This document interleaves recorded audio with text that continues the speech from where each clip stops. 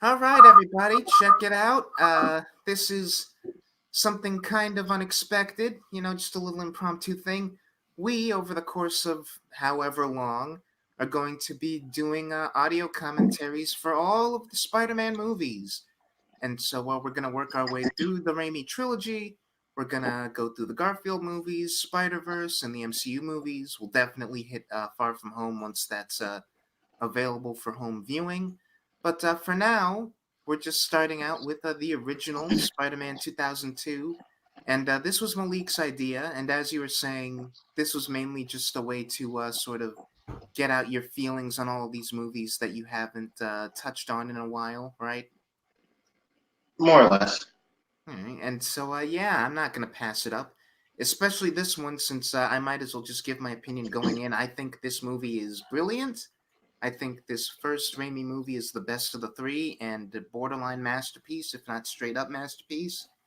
And yeah, we'll see how those feelings may or may not change over the course of this viewing. But I'm looking forward to this. Yeah, and I have like heavy nostalgic feelings toward this movie, as I'm sure we'll talk about as we get into it. But I really like this movie as well, and I think it does hold up okay. Hmm. All right, But so yeah, I guess I'll wait. Well, yeah, usual deal, like we did with Transformers. If you want to watch along with us, then you can. We'll give you the prompt, but if not, then you can just sort of listen to this the way that you'd listen to any other discussion video. So I don't know. You ready to go? yeah, on three. On three, one, two, three.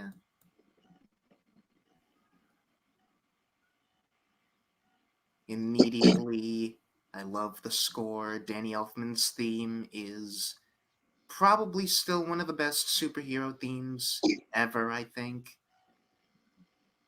Yeah, very iconic. Still very fun to listen to just on its own. So I'm pretty sure I mentioned this in other videos we've done, but this is the first movie that I see in the theater. The first one, period. Yeah, first movie I ever seen in the theater. I'm 5 years old. My grandmother takes me to see this. I see this with her, and this movie forever formed my childhood and kind of me and who I am as a person, just being drenched in superheroes and nerd culture. Like, I'm pretty sure I liked all that stuff before I saw this movie, but this solidifies it and starts the pungent obsession that I have with this character. Wow. Like I couldn't tell you for the life of me what the first movie I saw in theaters was. Ironically, I know.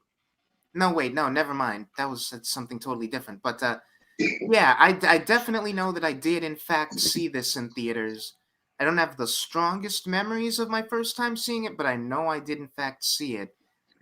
And I get the feeling that like my feeling towards this up until recently, like up until we did the Spider-Man-a-thon a year or so back, was I think most people the way that most people would talk about it now, which is I see this when I'm really young and I think it's a really good movie and it's fun and a good time. And then I see the second one and that kind of just raises everything like way beyond. And that is the one that I mainly think fondly of on for years and years and years. And this one kind of just falls by the wayside. But now, the last couple of viewings I've had of this movie, I'm like, what was I thinking? This movie is freaking like amazing. And we'll break down the movie as we go along, but it's odd to me. It's really odd to me. Like, even like, I was a kid and we didn't have social media really back when this movie came out. But as we were getting social media and stuff, and like even just like at the time, like water cooler, like hearing um, my my older friends and their like coworkers talk about this movie, everyone seemed to love this franchise and didn't really have a problem with it when it came out. And then we got the Andrew Garfield films, and we eventually got the Tom Holland films, and suddenly everyone hates this. Everyone hates Raimi's trilogy.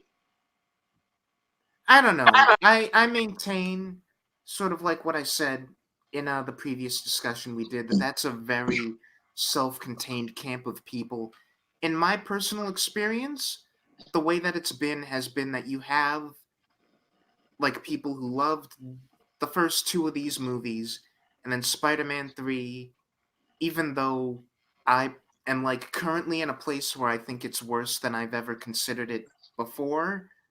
I don't think it's a god awful movie the way that a lot of people at the time, especially, like pretended that it was, or not pretended, but like acted like it was. And then the Garfield movies come out, and I don't know, even from the first Garfield movie, which I think is really strong, I saw people consistently mainly be like, oh man, these movies are so bad compared to the Raimi stuff. And I don't think that ever really changed. Then the MCU movies happened, and I think it's mostly MCU fans who just really already were expecting that whatever the MCU could do with Spider Man, it would be better just because it had more like Marvel Comics tie ins to it. And I don't know, I feel like the people who are just like poo pooing on these movies as bad movies, just like they're entitled to their opinion, but I don't think that's genuine. I think that's rooted in like a weird franchise loyalty kind of thing. Um, yeah, you're probably right on that. Um, what I find interesting about one of the criticisms of these movies that I think is somewhat is and somewhat isn't really valid is Toby's quote unquote take on Peter. I've always like even like getting interested in the comics as I got older. I always thought he did a fine job with what he was given, and everyone says he's not quippy enough in these films. I guess that's a fair complaint, but that's not really um, something you can blame on Toby since he's not in charge of what lines he's given. I'm gonna try And I wouldn't go really so far as to call him monosyllabic. He's just not as jokey as he is in the comics. I'm gonna I'm gonna try really hard not to make too much of this commentary me sort of paraphrasing High Top Films video on this film, because that's fairly recent and I really really love that video. I might even link it in the description. It's that good. But he, I think, sums it up perfectly, which is that in the opportunities where it makes sense for this Peter to make a joke, he has one, and it's just a really dorky kind of like funny in a really sort of like not funny kind of way that it sounds like something that this version of the character would say. And I like that, as maybe it's not the Spider-Man that I want, and on that level it's fine as a complaint, but taking this as what it is, which is a unique take on the character, then yes, he has quips that are appropriate to this take. Personally, I think, I don't know, like this might change once we rewatch Homecoming, but I don't think any of the three Spider-Men so far have exactly got down what I would call the perfect balance of quippiness. And like all three of them are different takes, and so all three of them are entitled to sort of like handle that aspect of the character differently. But for this one, I'll just say I can see maybe lacking kind of the confidence in the quips, but again, that's just in his character, especially in this movie where he's like new at the job. And he's much more sure of himself in the sequels. Hmm. Um, and we'll talk about this more when we get to Homecoming. But an aspect that I'm not really in love with Holland's version is he doesn't have the costume instills confidence in him thing. He doesn't really feel like a different person when he's in costume. I half agree with that. I agree with the second thing you said, not necessarily the first thing, but we'll talk more about that when we get to him. I agree Uh, that he does not feel like a different person, but I think he's not necessarily lacking in confidence. But for right now, I want to talk how about this because, like, immediately we are establishing something that's been pointed out not just in the video that I mentioned earlier, but in other sort of analyses of this movie that I really like. And it's not something that you pick up on when you're like a little kid seeing this. But Peter and Harry's friendship is really, really awkward, like intentionally so. Like yeah. I think the way that I heard someone put it is that was it Movie Bob? I think who's like you get the sense that these two are only friends with each other because neither of them could manage to get any other friends. And that's not to diminish the bond that they have, but it's like, yeah, these two don't really have anything in common. Hey, then they're not always necessarily looking out for each other's best interests either. They're both kind of like in the way that kids are often. Like this reminds me of some of the relationships that I had, not necessarily in high school, but I want to say kind of before high school, where it's like it doesn't really compute for you yet the degree to which other people have like stuff going on in their lives that's just not compatible with your life. And so like Harry doesn't really get Peter in this movie and Peter doesn't really get Harry and that is going to cause a lot of problems for both of them for a long time. And I do like that Spider-Man supporting cast, like actually, and like they matter in the MCU stuff, but um, they feel at least with this first movie, they feel more necessary and not token. Yeah, say I'd even say it's not even that well, yeah, it is a matter of necessity just because in comparison to both of the later versions of the character, I'd say all of the characters who get focus in this movie especially matter.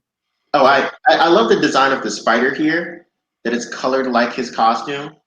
yeah, That's where he gets the idea from. yeah, that's really cool. And yeah, I was just gonna say that like in this franchise, but especially this movie, has something that the other two don't really have, which is that all of the characters who get even like the slightest amount of focus and are like named characters end up mattering to the story. So like you've got Harry, you've got MJ. I'd say the big exception, possibly, even though he is needed for some kind of story reason, is Flash. You've got Jameson, and really it's like everyone who gets appropriate focus gets it for a reason. You don't this doesn't feel like a setup film, and like that's not to say anything about like a problem with either the Garfield franchise or the MCU franchise, but like you've got stuff like parts of those movies and parts of like the first X-Men movie where it's like these characters, we're giving them some screen time, but you don't really need them here. We're just familiarizing the audience with them so that they can matter later. And I don't think that is in any part of this movie. None of this feels like we're just spending time with this character because they're going to do stuff later on. This is Especially all, because they weren't even sure they would get a sequel. yeah. And like, which is weird since this comes after the first X-Men and that movie has it more than a lot of stuff.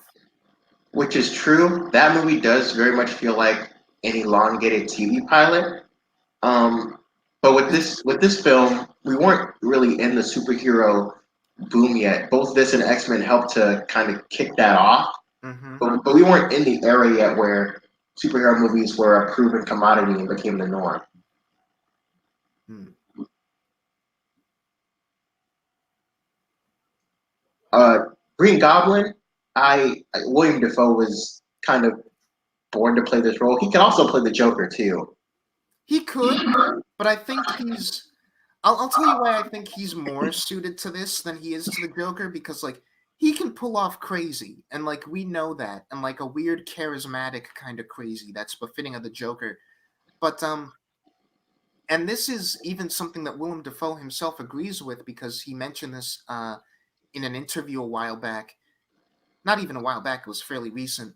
But he said that of the two sort of personalities between the Goblin and just Osborn, he preferred the scenes where he was playing Osborn because, yeah, he can do crazy and menacing and all that, but this role offers him also the opportunity to be a bit of a more layered human guy in the way that the Joker just wouldn't let him, I don't think, be that. And this That is performance very true. and the one complaint that people have about this movie that I'll just never be able to agree with, like on any level, is the acting, especially from him, where people are like, "Oh, it's too cheesy," and "Oh, he's just playing a cartoon character." Maybe when he's in costume, but that's a deliberate choice. Out of costume, Osborn is a very well fleshed out, three-dimensional, relatable human villain. Yeah, and I think everyone is giving it 100% in this movie, even Kirsten Dunst. Yes, and I meant to say this, and I'm gonna feel kind of bad saying this, but I don't know if this is a hot take or not. Kirsten Dunst has never been more attractive than in this movie. Honestly, I don't disagree with that. Hmm. But yeah, everyone. This I don't think there's maybe if you want to point at like some of the extras or minor characters, Sam Raimi definitely has a directing style where for the minor roles especially he encourages people go like really over the top. But of all the major actors, I don't think there's a single bad performance in this movie. And Sam Raimi was kind of an inspired choice for this, because before this movie, he was mostly known as a horror director, and he was doing the Evil Dead movies. Yeah, and he brings those sensibilities to this. And there's some people like we know that Captain Logan feels this way about some scenes, especially in the second one, where like his horror sensibilities don't fit. And I'm like, no, no, that feels totally natural. In fact, we're gonna get some of it with this scene. Yeah, and you won't scare Sorry, what'd you say?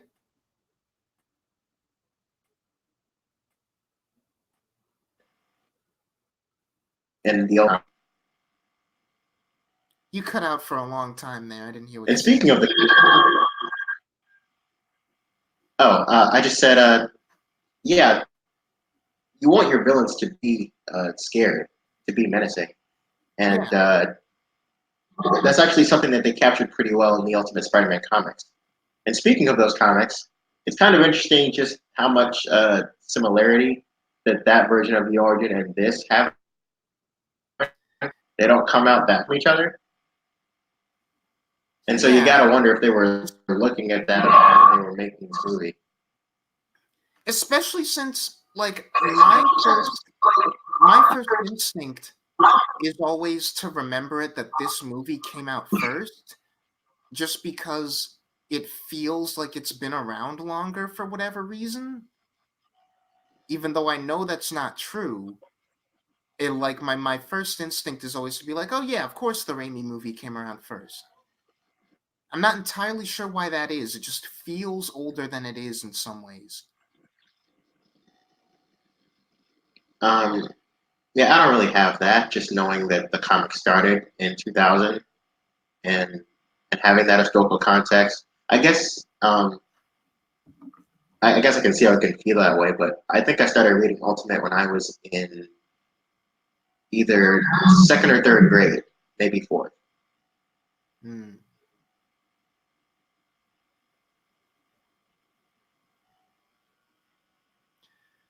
I will I say was it always surprises me to remember how early that this happens. Like this is only Norman's second scene, and he's already like gassing himself up. well, we And kind of already had a similar scene with Peter kind of convulsing and passing out, yeah, like and it makes sense structurally for us to be here already. But like when we do, I think it's impressive that given later scenes, I still feel like I'm getting to know like real Norman. that's intentional. That's unintentionally hilarious. Back to formula. Yeah. But yeah, I don't know. It's kind of impressive to me that though, even though we just watched this happen and we know that he's gone crazy, like when we see him like back in his more low key mode in later scenes, I still feel like I'm getting to know the real Norman, and like this having happened to him hasn't like wiped out who he is. Like in other movies, I think we'd spend a lot of time, at least like two or three scenes with him prior to doing that to himself, where it's like, this is the kind of person he is. And here, those scenes come afterward, and I still totally buy that, like, that's that guy.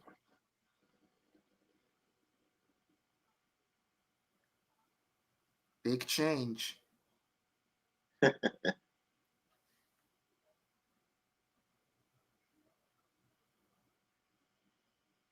Yeah, the spider powers as puberty metaphor in this movie are not going to be subtle. And I don't think they necessarily need to be. They're Oh certainly no. not subtle in the amazing film. Yeah, no, I like that honestly. Part of because a big thing that I think maybe you could say something like the MCU is missing, or even like spectacular in like skipping the origin story, is that I personally really like the idea of, because Peter is one of the few heroes who gets started as young as he does, we get to do that. We get to do the superpowers as metaphor for puberty thing and like bodily changes and stuff. And that's not an opportunity that every superhero gives you the chance to explore. Yeah, that's true. Oh, there we got a hint of MJ's kind of abusive home life Yeah. and what drives her to kind of run with the popular crowd, even though she's not really that shallow and stuck up. It's like, She's looking for attention and validation elsewhere. yeah, she needs positive attention from somewhere. And because high school kids are shallow and she's pretty, like that's that gives her some positive attention. Of course she's going to take it. This is one of the few things where I'm like, I don't know if I don't know if I buy that. Like this Peter is a very, like he's a goober. I'm just going to say that. He's a real goober, and yet something about just standing there like a couple of feet away from her and having a whole conversation with himself, that kind of doesn't ring true for me. I don't really agree with that. Like that, I feel like is She, something that you would have with yourself in your head. yeah, in your head, but it's a movie, and I don't think we see. I think that's one of the big reasons why they had Karen for the first MCU film is we do a lot of inner monologue with Spider-Man, and he's not even Spider-Man yet, and there's no. I mean, how else would you have him do a turn of monologue? Just have him narrate the whole movie? Well, Um, actually, in this specific instance, it's maybe it's maybe a matter of delivery, because like him standing there and like saying all that stuff to himself as if he was talking to Mary Jane, that's something I could see like comic Spidey doing, but I would read it in a more sarcastic tone. Whereas here he's just very, very introverted and very shy about it. And that makes it seem kind of just like really sad, like more sad than I think the movie even means it to be. no, he's just a super nerdy guy who doesn't really have the courage to ask out this beautiful girl that he sees is way out of his league. Hmm. Oh, and this scene is all done privately. I can't remember how many shots they took to They get him took a cashing the lot of tray. takes. Yeah, I want to say more than 100. it's insane that they just kept going and didn't give up. And because I could imagine, and that's so Sam Raimi. Like I could imagine any other director just saying like, "Oh, we'll do that in post, CGI it." But they just kept going until he finally got it right. And like if any other director did say that, they would be forgiven because it's a very small quick shot, Yeah, it's a and very. yet that attention to detail like really pays off, and that Mhm. commitment really pays off. And see here, like again, She is very, very pretty in this movie. And like the first time that he actually has a legit interaction with her, he involuntarily webs something. Like that's basically an ejaculation metaphor. You can read it that way. I don't know if that's what they're going for, but I oh feel like wow! And of I course, feel we like I have to read piss off the bully. it I read it that way even more because of a scene we'll get to later, but yeah. Now this is everyone should figure out he's Spider-Man from this scene. Okay, maybe because this th- I'm with you, but at the same time, I'm not entirely sure. Okay, I'll have to. This is such a little thing to even get this hung up on. But one, I'm not even talking about just the webs. The fact that he beats the snot out of Flash the way he does, and the crazy gymnastics okay, flip he yeah, does in the air. that's true. Like anyone who remembers this happening, which should be everyone, and then sees Spider-Man come. Well, okay, actually. See, I'm really like I'm getting hung up on all of the ways that that could make sense, but really, no matter how much I try to justify it, it all just comes back to no, you're right. And At the very least, anyone who was in this hall who was also in the lunchroom should be able to put those two things together. oh yeah, People who didn't follow him out of the lunchroom or who like just saw the lunchroom and like yeah, but anyone who was in both locations should know and it what's is a going on. school. People talk, so I figured people would talk about seeing him walk away with a tray with some kind of wire or whatever hanging from it. I love that. He's all yours, man. Yeah, he can handle that. And then he sends Flash flying like 7 yards. That poor sap. Really? Jesus Parker, you're a freak. He just Yeah, beat the no, snot out of the school bully. And see, I know this is you're one of friends with that guy, but I would be shocked and kind of impressed, not immediately, oh, you're weird. Like, he acts like he picked a booger out of his nose. yeah, like see, I give this movie a lot, but something about like just the way that people interact and stuff like yeah, no one would say that. There's something about the high school interactions that rings very false. This is a pretty iconic scene. Yeah. I like this scene a lot. And this is really interesting, like the kind of prickly spikes coming out of his fingers. I don't think I'd seen that in the comics prior. Yeah, I mean, it's one of those kind of things where, like, just because it makes sense, you kind of have to assume that it's there. Otherwise, they're just like literally sticky, like adhesive. But yeah, like the way that they visualize it here, I think after this movie especially becomes everyone's sort of like go-to assumption of how it looks. And I don't want to rag on Homecoming too much, especially while we're not even talking about that movie. But this reminds me of like that scene from Homecoming in the Washington Monument where I remember Oh, very that distinctly. Oh, that's a it's brilliant. yeah. But yeah, you were saying. Sorry, I didn't want to interrupt. Oh yeah, I was just saying that that scene in the Washington Monument, I remember very distinctly seeing that first trailer, and I could tell that was shot practically. I actually had him on the wires climbing up a structure, and I even saw behind the scenes of that. And then I watched the actual movie, and we just CGI'd that entire sequence. I was I don't like, know. I didn't think the CGI in that scene looked all that conspicuous. But again, we'll talk about that when we get to it. And again, if we want to talk about conspicuous CGI, for as iconic as I think this whole sequence is, like this whole there was some pretty shoddy green screen earlier when he was jumping around. Yeah, not even green screen, like you could tell that they replaced him with a CG puppet. and I think like for the time, this was as good as the CGI was going to be. Especially Yeah, since this wasn't a particularly inexpensive movie. Like this is a pretty major motion picture. They had yeah. the budget behind them to achieve the best of what they could for the time.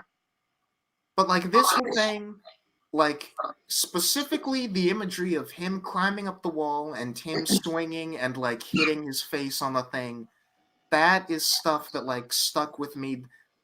These are the bits of this movie that stick out to me like for years and years and years, even without having seen it for a long time.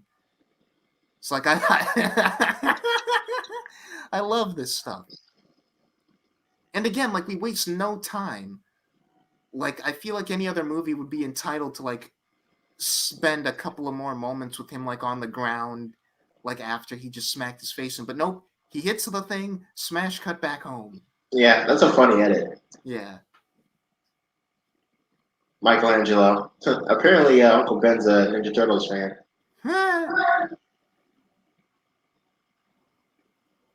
Oh no, wait, yeah.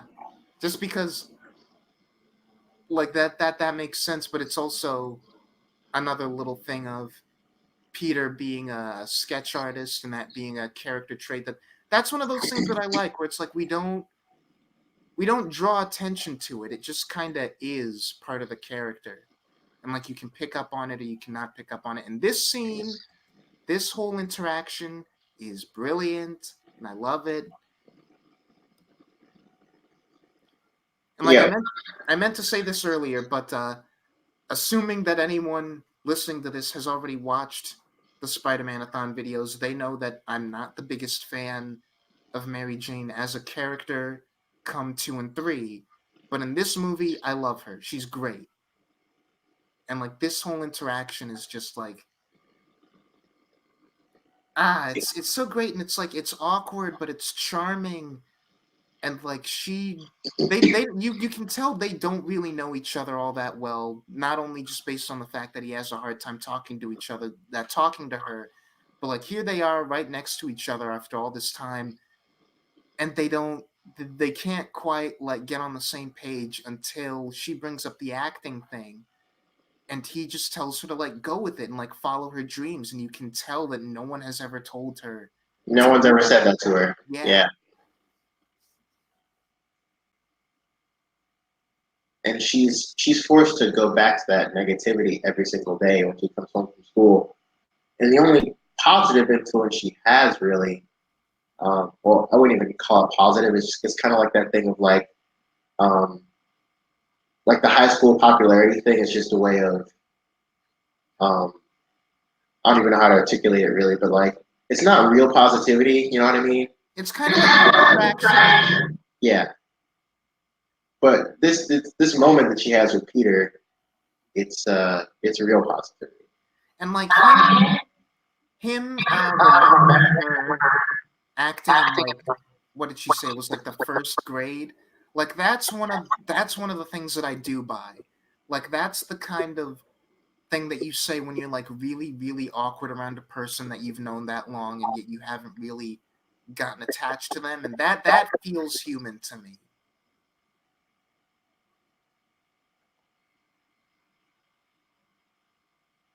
Um, I wasn't like I wasn't aware of actors back then, so I didn't have this preconceived notion of who I would cast in these roles.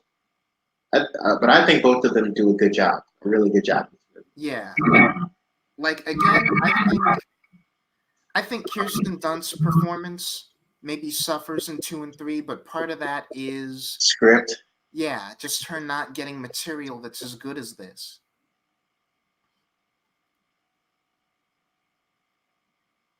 And this is And I believe we have the writers of Smallville writing the second.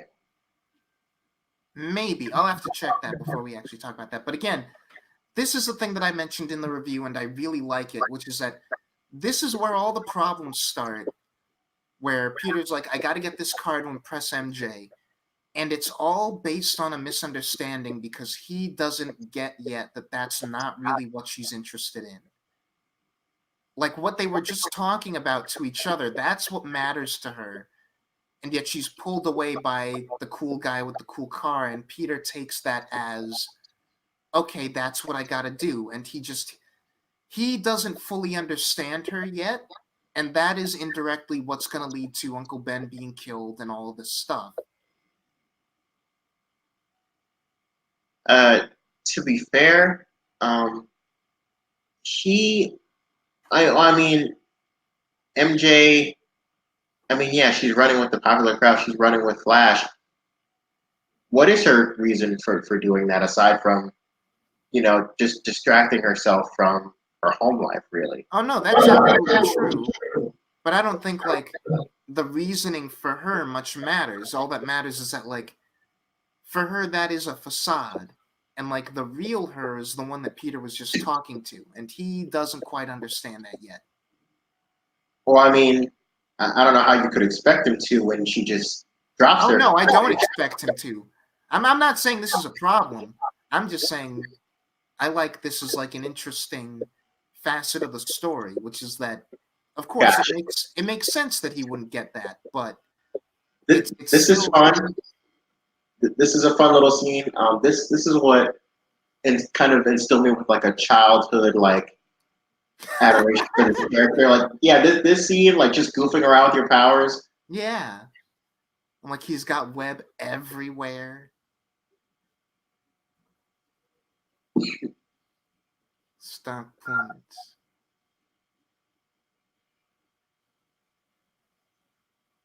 Yeah, this is kind of just.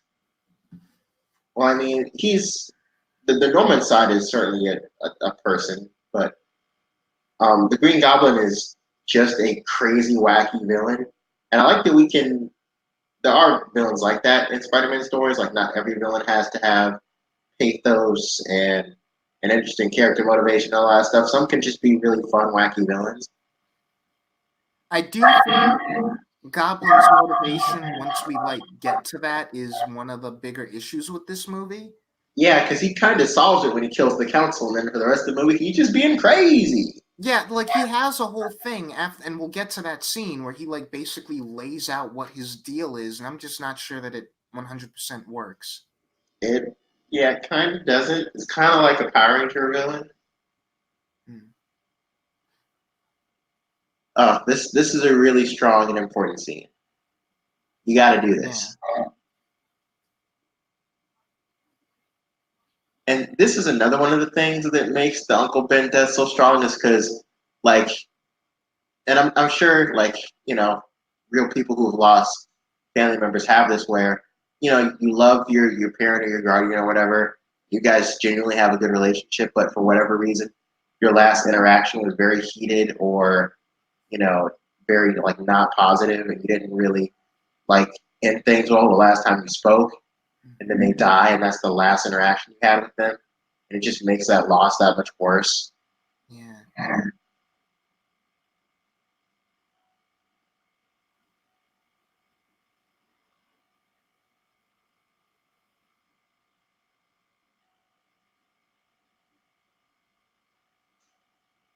And we don't get a lot of time with this Uncle Ben, but this scene works.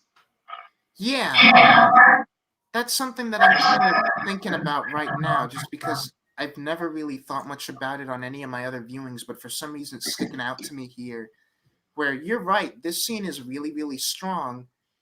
And did I kind of feel like I could have used a scene before this, just establishing where Peter's head is at?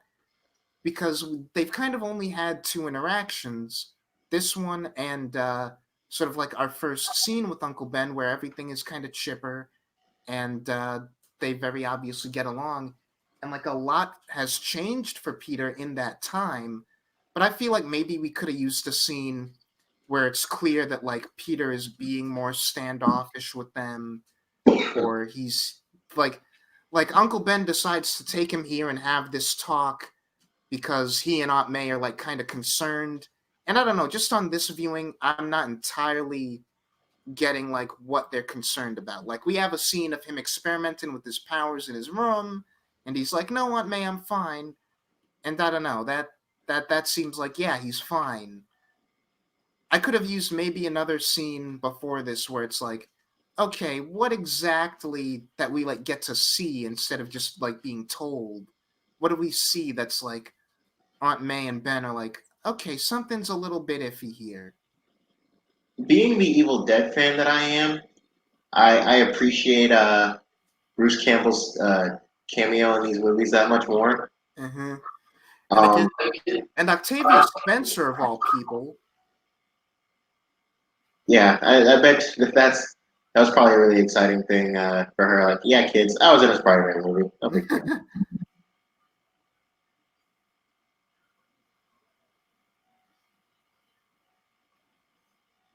And she gets some FaceTime. She's not just an extra in the background you have to squint at to see. Yeah, she gets like a whole shot, a whole long shot, and like, God be with you. I love that.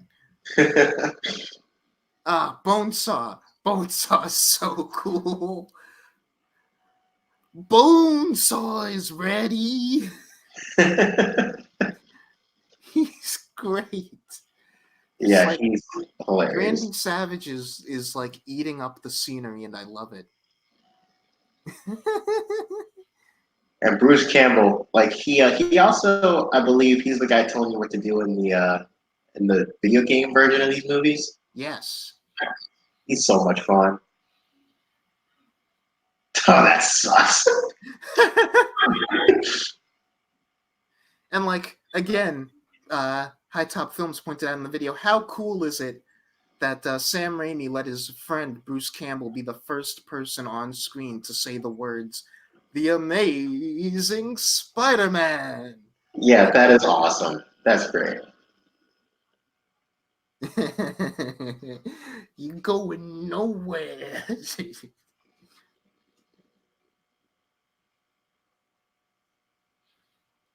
Yeah, I find like sending the guy. We're about to get the stretcher bit here in a minute. I think that's hilarious. Although Oh, I can't feel my legs. it does beg the question: how real is this? Is this real Yeah, this is wrestling? essentially. You would assume this is essentially WWE, and most of that crap is scripted. Like, sure, But people actually get hurt in some situations, but the stretcher thing that almost never happens. and he's actually going to assault this high school boy with a chair. Yeah, But still, just he's so charming, and he's not as he was in the horrible stage show, a man with a black T-shirt just moving around a pool toy. Did you hear about that? Did you know about that?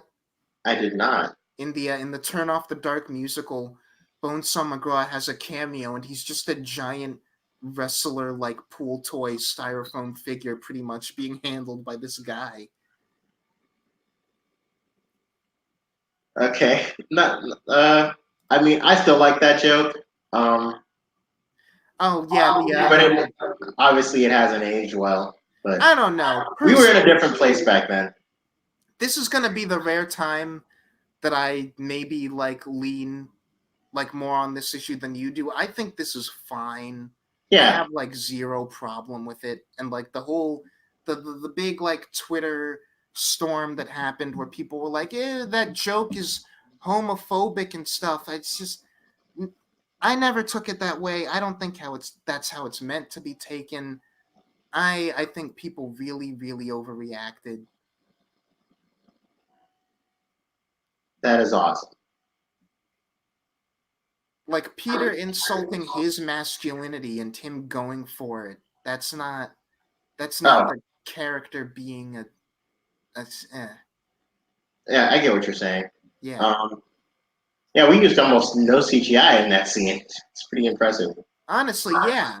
Raimi goes out of his way to be practical wherever like conceivably possible, and it's just so good.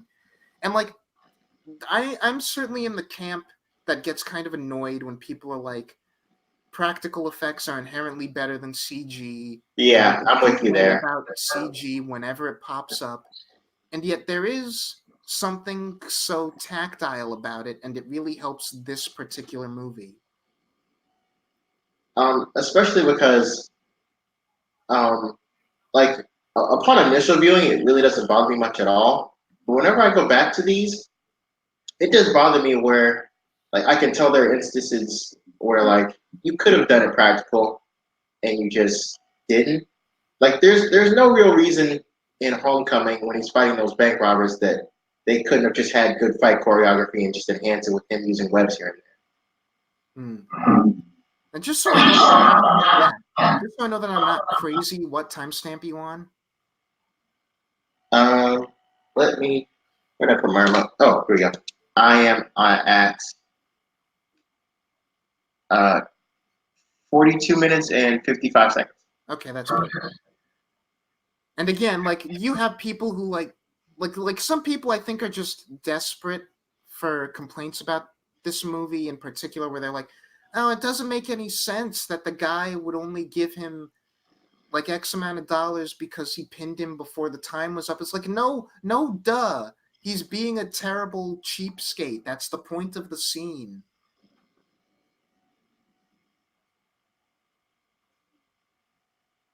And this this scene, if you're gonna do the origin, it's inevitable and it has to be hard hitting. And I Mm-hmm. think it works really well here. And we do a thing in this that I really like, which is that the guy runs past him and goes into the elevator and he says thanks. And like when we later on in a couple of minutes, when we see Peter flashing back to that moment, he's gonna see that happen again. But the guy's delivery is gonna be very different, and it's gonna be way more sinister. And it's like that's what objectively happened versus Peter's memory of the event after this guy killed his uncle.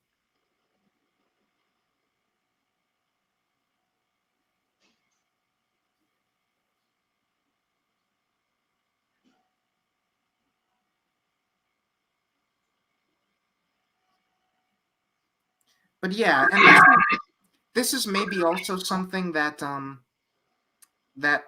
the you could argue the Garfield Spider-Man maybe took too far, and the MCU Spider-Man doesn't go far enough with, which is that, especially here in the origin story, the point is that for as good of a kid as he is, Peter can have kind of a chip on his shoulder about things, and like he doesn't always make the right choices, sometimes because he's just being a little bit petty and spiteful.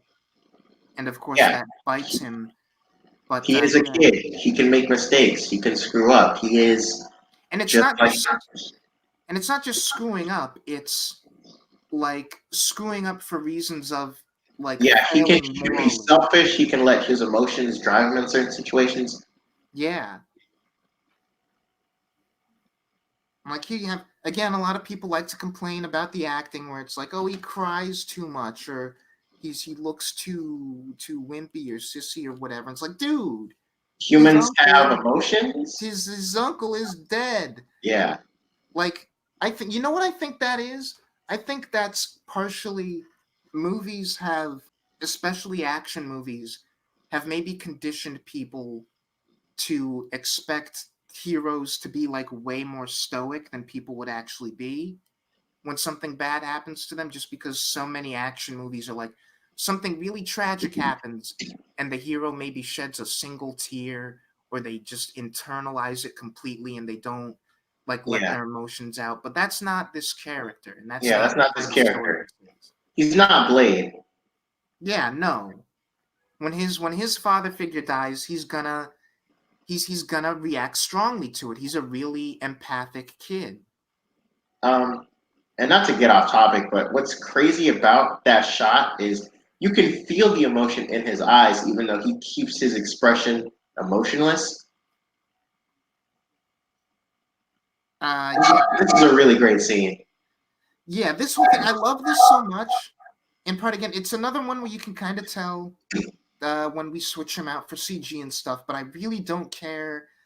Like, there's a weird mix of tones going on in this scene that is like really unique and Yeah, really compelling. Where it's like, this is so cool because it is the first time that he's web swinging and stuff, and yet at the same time, the mood of the scene with the lighting and everything and the music and just what he's about to do, it's still kind of dark and kind of heavy, and it's not letting you forget the context. So it's like, yeah, this is cool, yeah, this is like a formative Spider-Man moment, but also this is a this is still a really hard time for the character, and he's not having a great time. yeah. This is horror movie directing. This Mm-hmm. this this is this is Raimi's sensibilities right here. That's a great shot. he, he.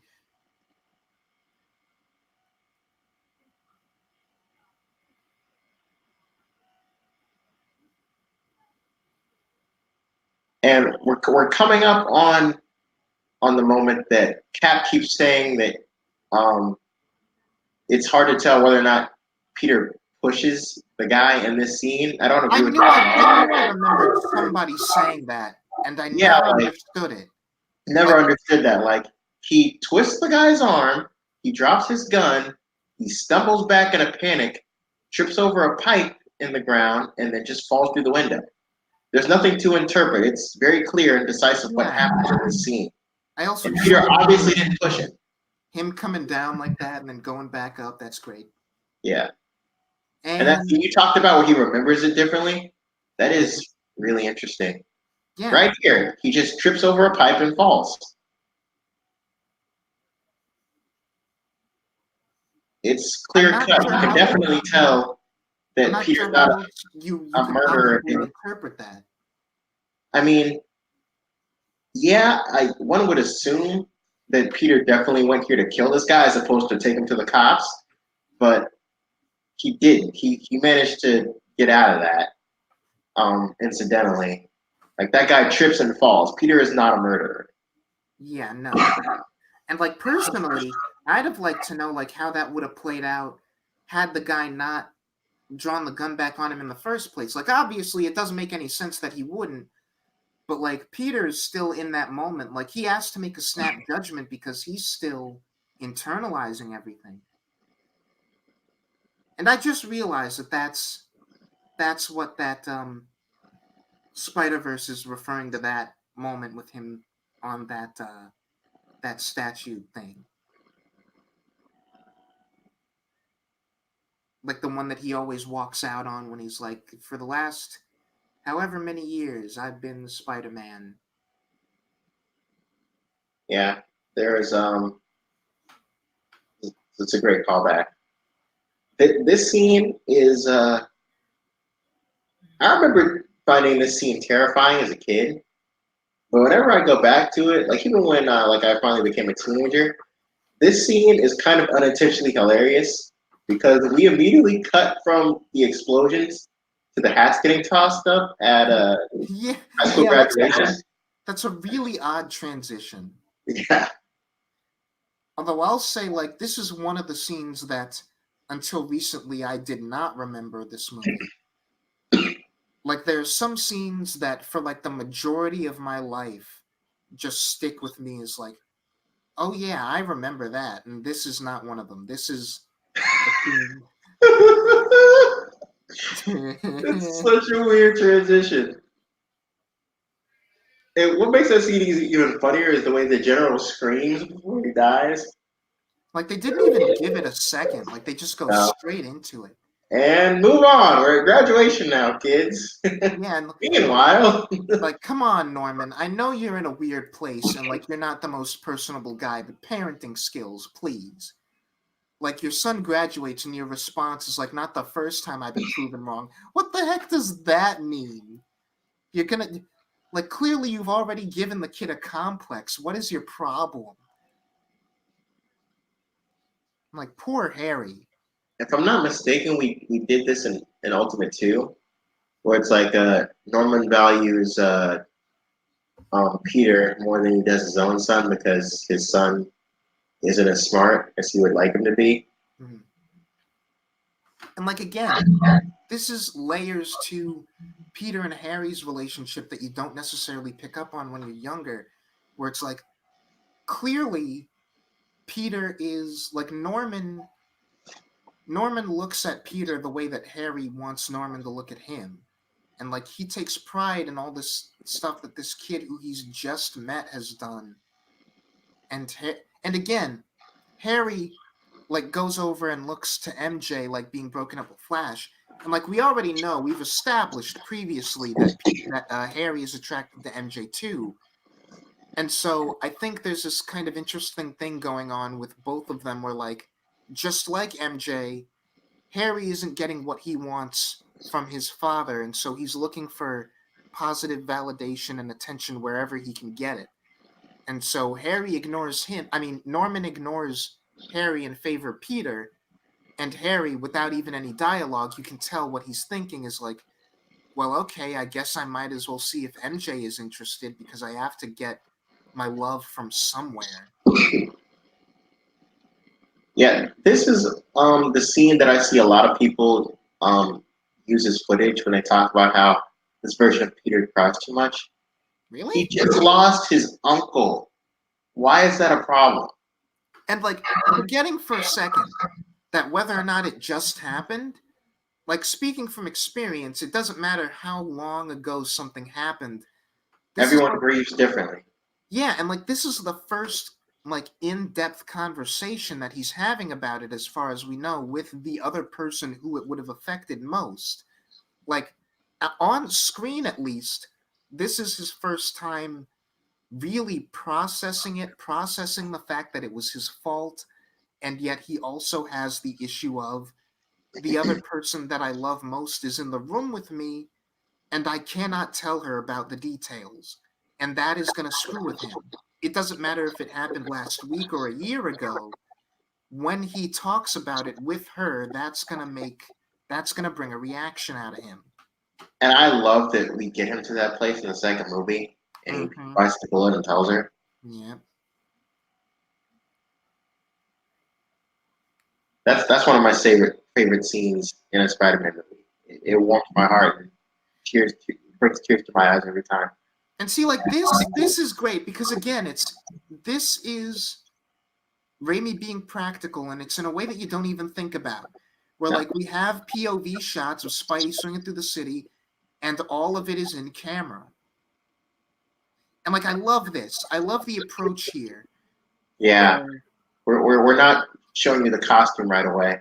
yeah, I think I think there's maybe some credence to the idea of he was meant to be revealed in something similar to that teaser trailer where like something happens and he stops a big crime and then we get our hero shot and it's like, oh, there he is. Or here, see, we have the fade in over the overlaid over the newspaper stuff. That could have been a stronger like seeing him in the costume for the first time with like the first two shots of him swinging and stuff, and you don't get a clear look. And the first clear look is just him standing there and he puts the mask on. That could have been stronger, I think.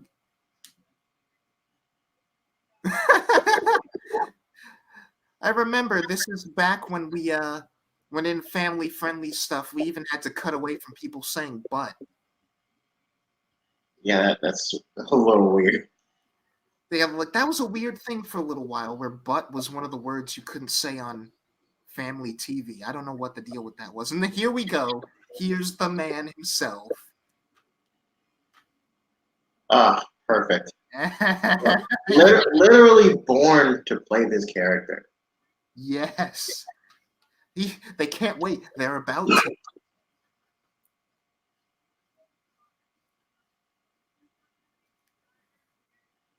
Just this is one of those things where it's like I don't even remember this as the introduction to this character just because he's so fully formed the second he shows up. It's like if you haven't seen this movie in a while, I could see looking back on this scene and being like, "Oh yeah, this has to be like the second or third scene of him in the movie already, right? Clearly we've already been introduced to this guy just because But that's how we've done Jameson in pretty much everything. yeah, but it's just like he feels so immediately in the role. Like he's not it's such Jameson is Jameson long before Spider-Man even shows up. yeah.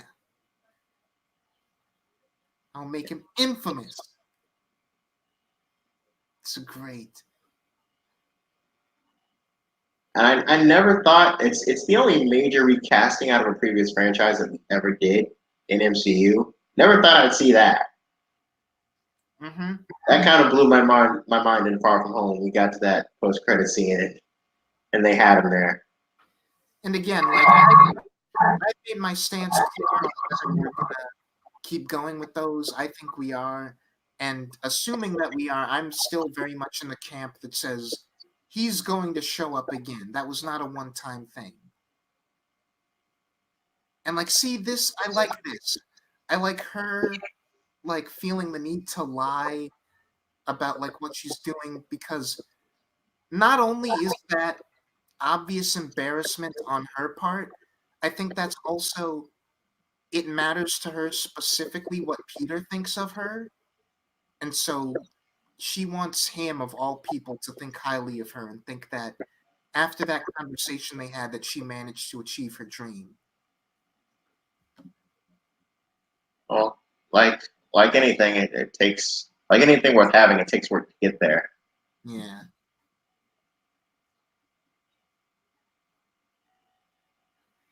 But I like this. I like that he's a little more outgoing. She's kind of through interacting with her, he's slowly but surely breaking out of Yeah. his shell a little bit. And like specifically that line that she just had where she's worried about what Harry will think of her, but in like a bad way, where she's like, I don't want Harry to think that I'm waiting tables and stuff. He'd probably think it's low. And Peter's first response is like, no, it's not low.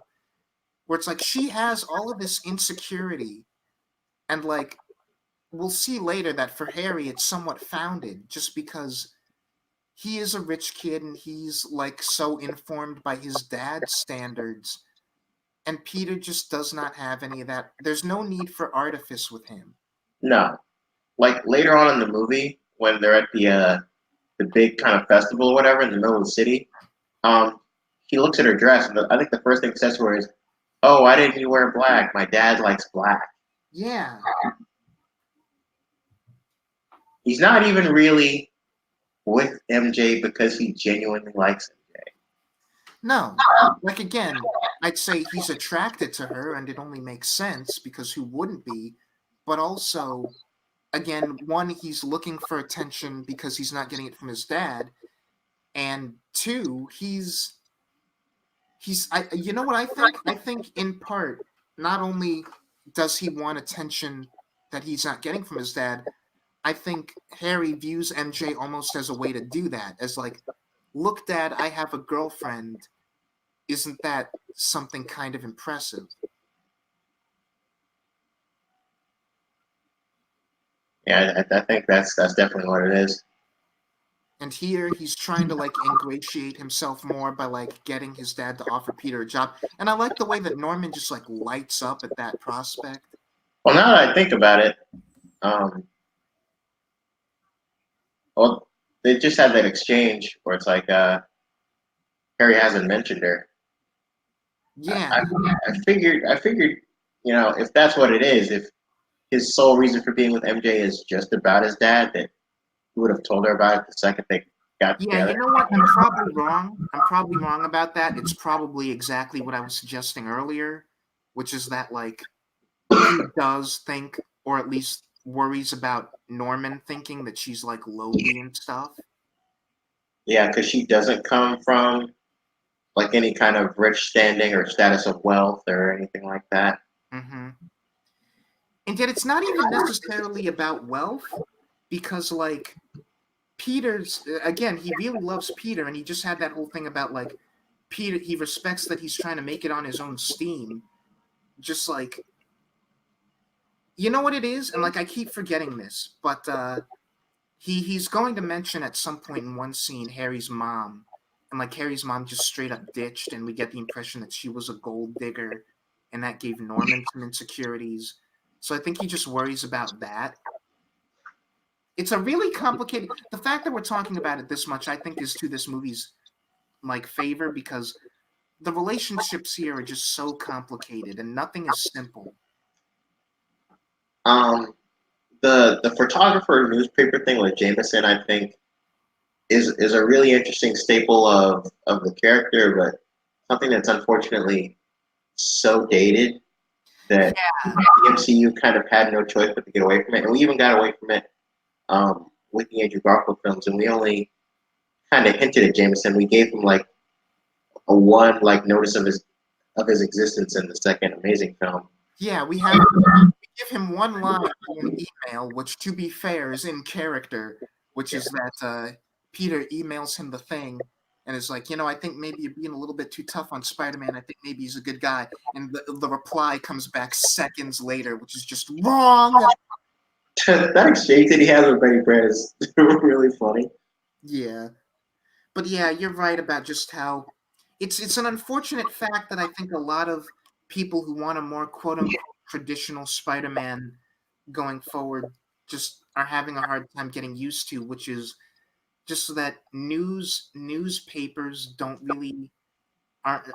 It's just like it's really not a relatable, like sensible thing that in the 2010s and beyond that anyone Peter's age or even slightly older would be all that eager to become a newspaper photographer. No, Like it's. I feel like that industry is, dying if it hasn't already, and we it's can't not. even get people to click on, you know, uh, website articles, yet alone voluntarily pick up a piece of paper.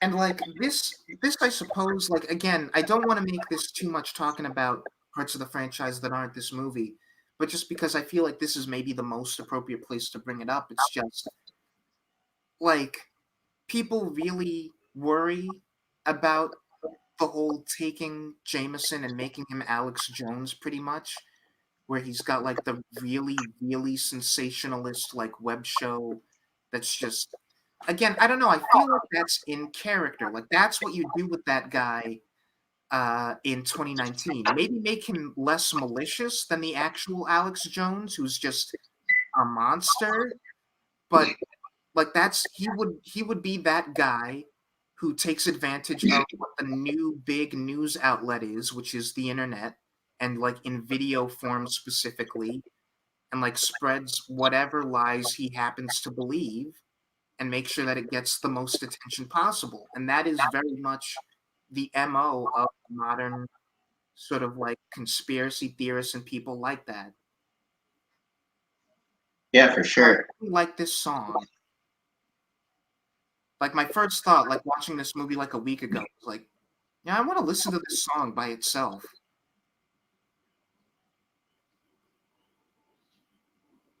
Yeah, right here. Yep. He's he's trivializing and kind of like, Oof. I don't want to say objectifying, but he's ignoring her as a person almost. Yeah. Oof. Dodge. Like that dodge though.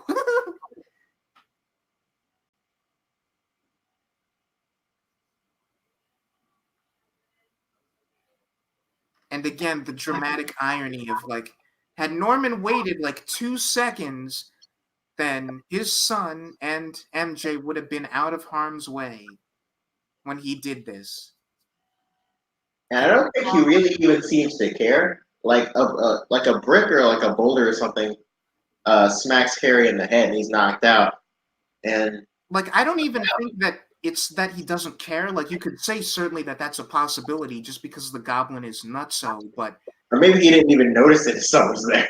yeah, I think he genuinely doesn't even like care to see that they're like I don't think he sees that they're there. Yeah. But this is where we kind of solve the Goblin's primary motivation in this movie, and he's And more or less a crazy person for the rest of it. Now I get that there's like this really funny, uh, kind of pulpy scene where he has Spider-Man all gassed up and he's talking to him, but that is just kind of nonsense. Like it doesn't actually make yeah. sense. And like keep in mind, obviously if you have like two brain cells, you're gonna put it together. Oh, hey, there's a Stan cameo. But like, obviously, if you have two brain cells, you're gonna put it together already that Norman is the Goblin. But part of me really likes that the movie has not yet just come out and told us that, and it still won't for a little while. Like, I could see if you're someone who doesn't really know the Spider-Man mythos and are really like enraptured in the movie at this point and have maybe forgotten a couple of the earlier scenes, not immediately assuming that this is Norman. Like you're just wondering who the heck is this guy? Maybe Raimi's just a Superman fan, but I don't feel like we really did that in the comics a ton. No. Especially since it would make no sense. Yeah. Like there's people all around the place and like, yeah, they're in a frenzy, but it's like you don't know who could be paying attention, man. It's more dramatic if we have him doing it in a crowd of people.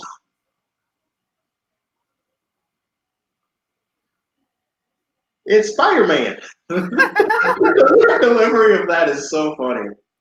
Yeah, like again, the extras in this movie always have like their little kind of unorthodox line deliveries, and it either works for you or it doesn't. It's lovably goofy, like a lot of this movie. This kid looks like looks like a kid who was in Cheaper by the Dozen, and it's funny because that kid also has like a heavy object fall on him and injure him in that movie. Speaking of heavy objects, that pole just fell on that bystander. Yeah, like that's one of those moments. That's again like a mix of the sound design plus just the fact that they actually dropped a pole on a guy where it's like or like at least like a prop pole that's like something about that just it hurts to watch more than it might have if that were like a CGI thing or whatever. And yeah, the CGI is obviously dated because of Look when at this these was balloons, made. I But mean. yeah, like we're using practical as much as we can, and that's very Raimi. Yeah. And like I was gonna say before I got a little bit derailed, maybe I just feel this way because it's been a while since we've had like a movie that was a legit origin story Mm-hmm. from like Shazam. Aside from that, I can't think of the last movie that was like really an origin movie of like someone getting powers and stuff. But we're well over halfway through the movie, and this has been the first actual fight sequence. Like the chasing the guy who killed Uncle Ben was an action scene, and that was exciting and stuff. But it's kind of weird to think now that, like, with the landscape that we have, especially, this is the first hero versus villain fight in the whole movie, and it's over the halfway mark. I believe in this shot, she's holding a mannequin. She's holding a mannequin. Her hair is blowing in the wrong direction. Yeah, that's hilarious. When you notice Weirdly done shot. that. uh,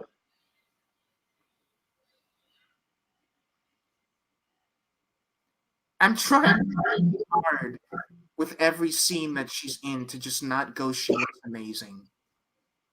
I have to stop myself. that's fun. Friendly neighborhood Spidey. Yeah, like this movie just I don't know. People like maybe it's not your Spider-Man, but the director and like I feel like the writers of this movie, like the people making this movie, they definitely have some love for this character. This was made with genuine love and passion for Spider. And here we go again. Consistent issue with Harry, which is that he doesn't get her, and his values are really screwed, and you can tell it's kind of Norman's fault. Where he's like, "You just had this near-death experience. Okay, I want to buy you something to make you feel better." He's trying to solve all of his like problems with money, and it's just Yeah, he hasn't been given the proper guidance and parenting really. yeah, Like I get the impression that his dad hasn't really been a parent to him. That's why he's so desperate for his approval. yeah, and like he's like well, he's so insecure. Where he's like, "What do you mean he's incredible?" Where it's like, "Well, Harry, I mean the guy who saved me from the Goblin Man is incredible because he has spider powers and he saved my life." And it's like, "What do you mean incredible?"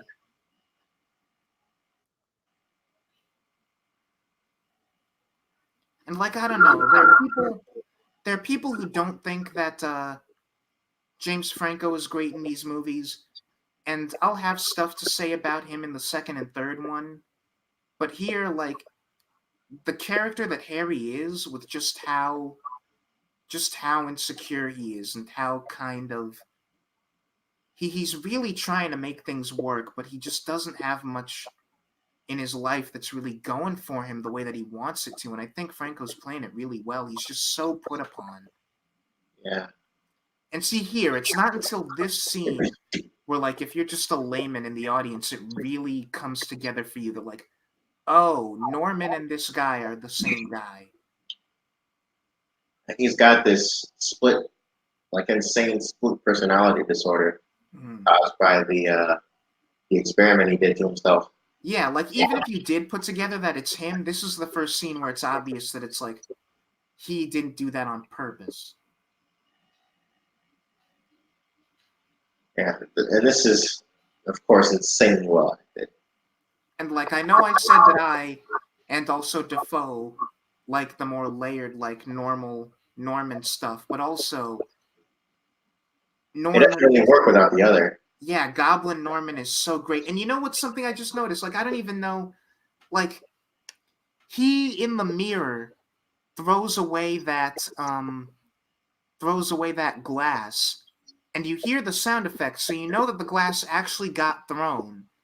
And whenever he's in the mirror, like his face is the only one, like the goblin's face, quote unquote, is the only one you see.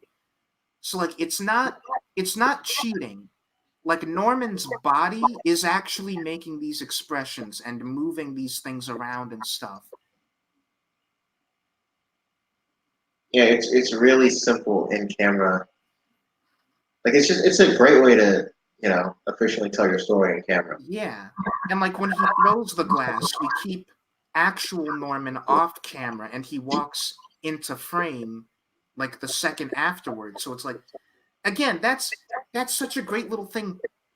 Not a lot of people would think to do that and no one would blame them. But here it's so clever where it's like That's again, that's something that is like a staple of Raimi, is finding really effective ways to just convey your story in camera. that face he gives when Hoffman is like, "What about the green meanie?" And he just like points him out of the office without even saying anything. Yeah, he's so great. I trust my barber.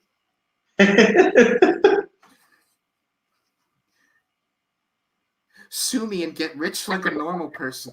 Every line he has is amazing. Yeah.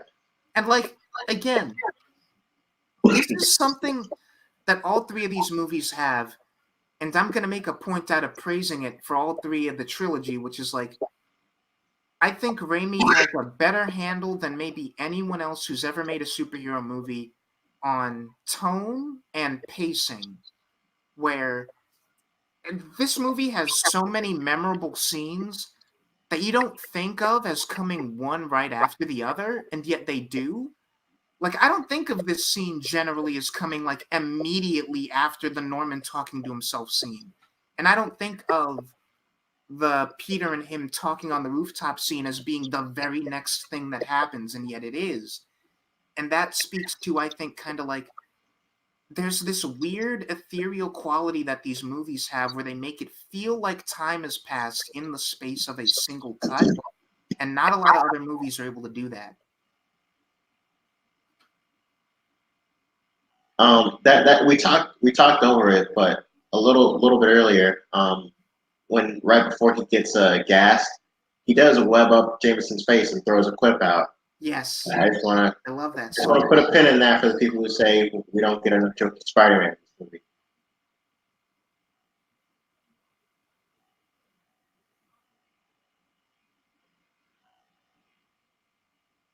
We haven't talked about the cosmetics or the costumes yet. I think this is a pretty solid scene to do that.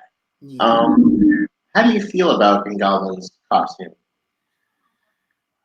I think it's appropriate for this movie, and yet at the same time, I don't really like it, you know?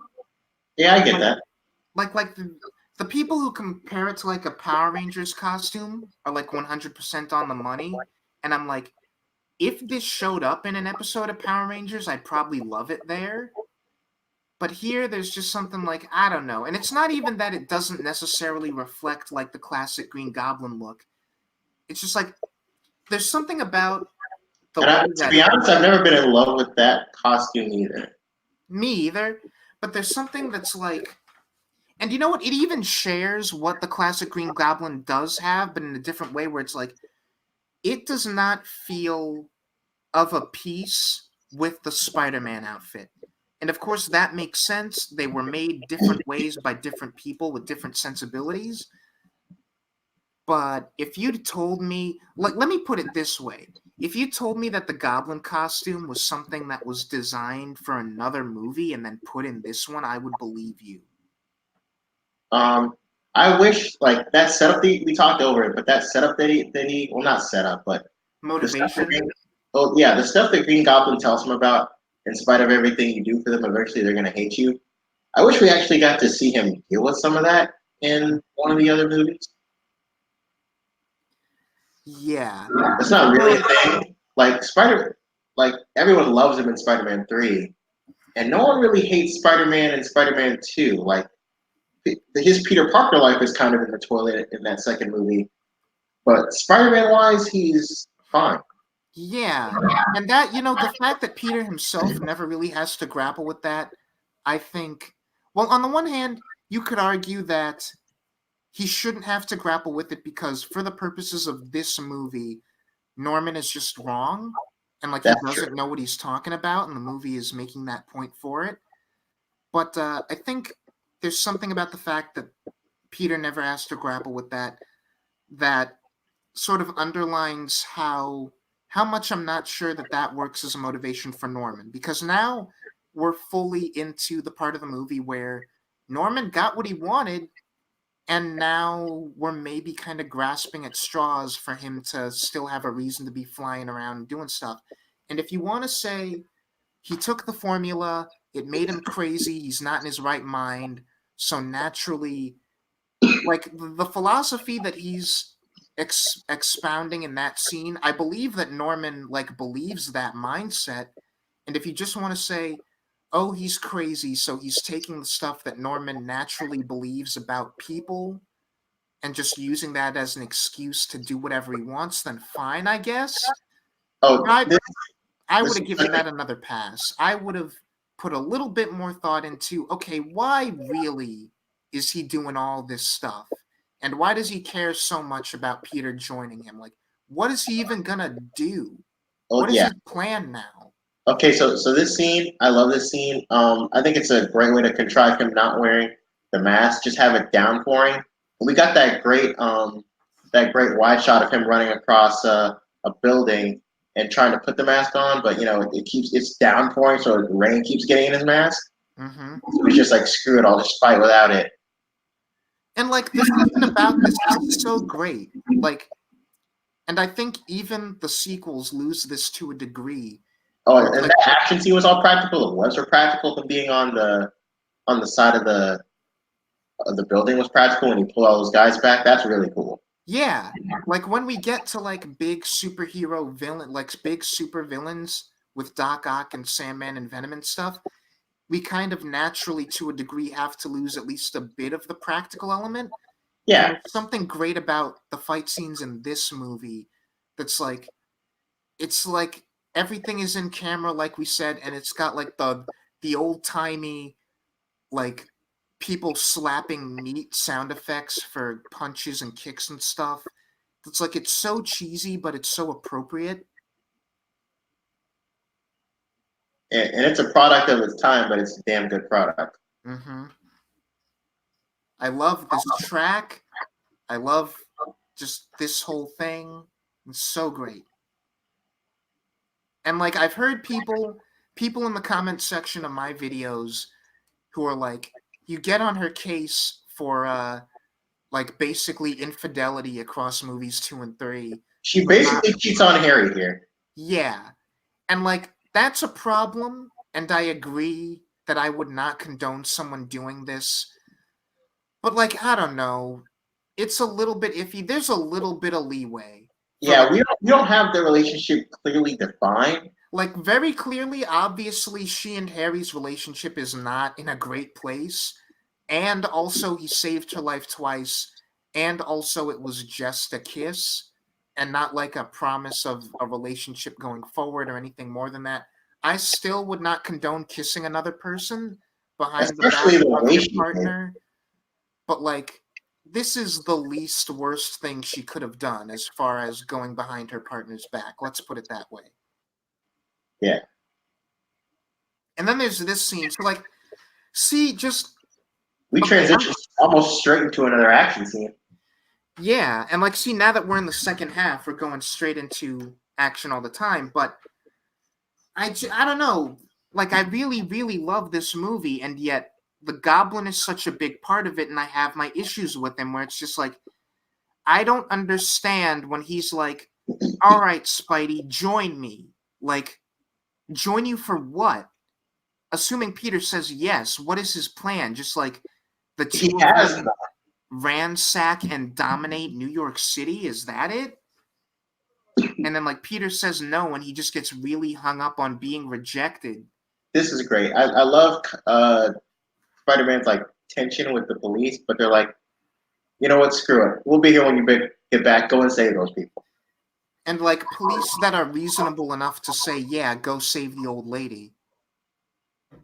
Unlike what I suspect real police would do. Oh yeah. Or police even in a worse movie that were just like, no, you're coming in with us. But yeah. And this is I remember this just shocking the hell out of me. Like I jumped in the theater when like it turns into like it's Green Goblin. That was always funny. It is so hilarious. Yeah, like I remember being a kid and being kind of scared by this scene just because of the atmosphere with all the fire and stuff. And like again, Defoe is giving a genuinely menacing performance.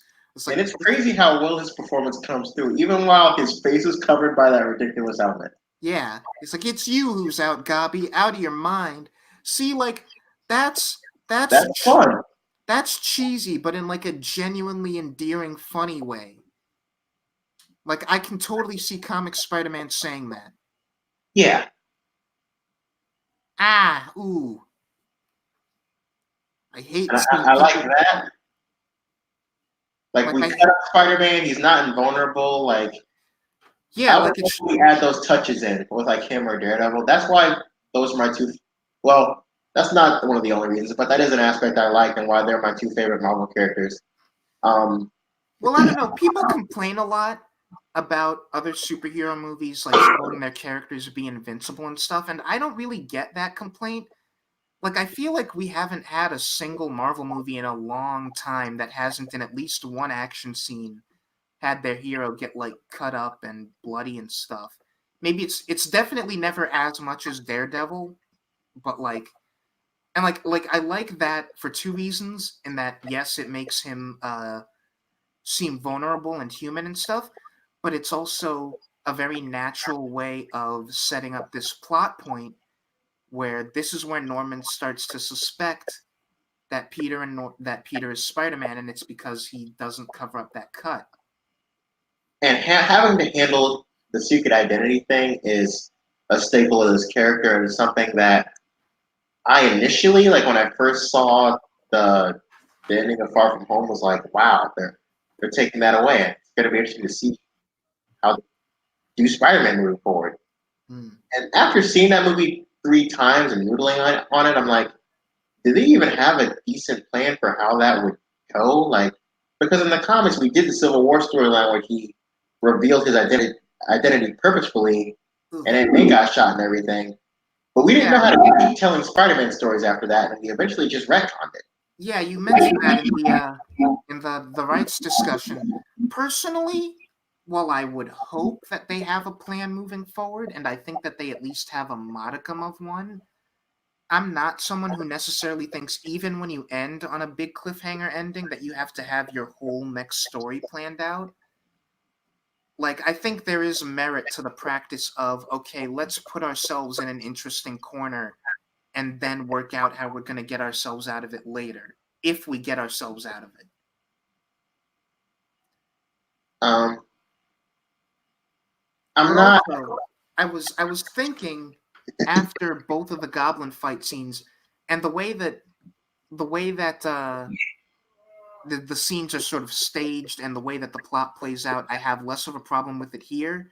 But it's going to be a big problem with me in 2 and 3, where it's like across all three of these movies, Peter will encounter a villain, fight the villain will get away, and Peter will do nothing about it. the villain will always have to seek him out. And that I think is a kind of a serious problem with Peter's character in this whole trilogy, if you think about it. And I'll go into it way more in Spider-Man 2 especially, but he's just not proactive as far as the superhero stuff goes. The villains always, always, always come to him. And that's something that I think the Garfield Spidey and especially the Holland Spidey handle way better, which is that they go out of their way to fix the problem, and like that's them caring more about keeping people safe. Where it's like here, obviously Peter cares about keeping people safe, but I don't know. I get the sense across all three movies that Raimi really, really prioritized the human drama stuff to the degree that he was like, okay, the superhero, supervillain fight stuff is all going to be a means to an end. And so when a hero needs, like when a villain needs to escape the scene and just get out because we can't have the movie end too early, his response is not just that like Peter can't find them; it's that he doesn't even bother trying. Yeah, and which, well, and to be fair, I want to give Raimi credit where it's due. Um, and like I like a lot of things about the Amazing movies, and I think they handle a lot of aspects really well. I feel like Raimi still has um, both the other live action incarnations beat in terms of action. As far as the drama stuff, you mean? Um, well, no, yeah, to a degree, the drama stuff, but the action especially.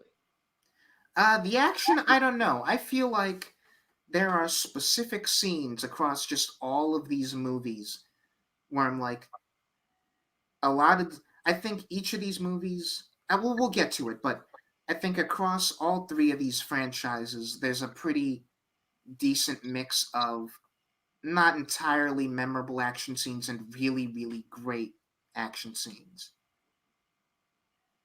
Like, I don't have any problems with the action in this movie, and I appreciate a lot about it. But as far as just like a scene that I would look up on YouTube just to like watch the action, I have one of those in this movie, and that's the final fight scene. The rest of them are just like really, really well done. I appreciate the craft, and I really like them in the context of the movie as a whole piece. That kind of thing. But like across all three of the franchises, there are gonna be like what I call token action scenes that I think are like the strongest and just stand up as a fight. Um, oh, this scene, another kind of horror-ish scene. Mm-hmm. This is more First, you fun. attack his heart. Yeah. My pulse was pounding. I will never forget how hard my chest was beating as a kid watching this for the first time in theater. I will say, another little thing I don't buy is that she keeps going on with the prayer once he's in there. Like, especially if we're meant to believe that after this she's like catatonic in shock. I don't think she'd be like, to Well, the he's throne. screaming at her to finish it. But I mean, she keeps going even before he says that. That's true.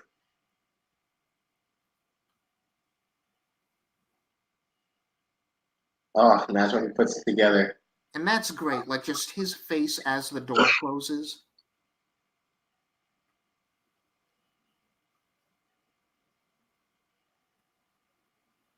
And now, very suddenly, Peter is on like the back foot because Is there? I want to say we don't have enough to go on. Like he's kind of just the other side of him is kind of just crazy. But is the reason that he doesn't kill Aunt May in that scene because we need an Aunt May moving forward for the rest of the movie, or because he, on some level, the other side of him respects Peter enough to not kill his own mother figure? I think even if it's not a matter of respect, it's a matter of the other side of him knows that this is just a harmless little old lady who did nothing to nobody, and killing her is a like unnecessarily cruel, and two, I mean, b just unnecessary. Period. Like his right now, this he's not when He's he's just like, trying to provoke Spider-Man. yeah, when he's like, first you attack his heart, he's not saying like murder everyone he loves. He's just like mess with him. So this is just him like prodding at him. As cheesy as this scene can come off, I'm surprised how well it works. Yeah, it's just everything about their interactions and especially like his side of it in this movie is cheesy and like I would say the most endearing way.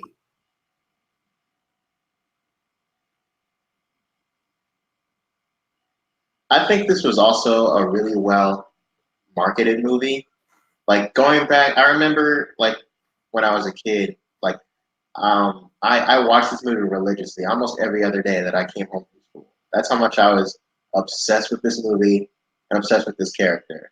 Um, I wore out my VHS and like the film came out and I cried for like 2.5 days.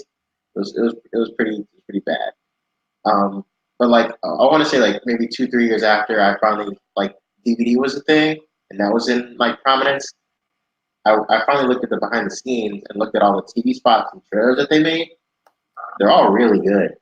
Hmm. And like seeing stuff like this, like somebody pretending that they had this whole conversation or like making up something like this on the fly.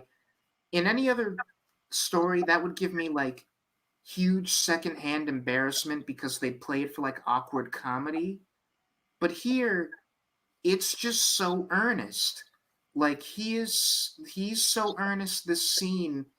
There's no artifice. The scene is like 100% behind the emotion of the characters. And so when he goes into this whole spiel, I'm not thinking, oh, this is corny, kind of embarrassing stuff that he's saying to the girl he likes. I'm thinking, this is really beautiful stuff. And you can see in her face that she feels the same way. And this is the moment where, like, she starts to realize how she feels about him and just that it's so like I can't think of another word for this scene and like this relationship in the confines of this movie other than beautiful. Like I think it's genuinely beautiful stuff. It's a great way for him to come out and tell her how he feels without actually telling her how she feels. I mean, how he feels. And Aunt May is just so pleased. Yeah. And then things are gonna take a turn. Like just this little motif that's for their relationship in the score.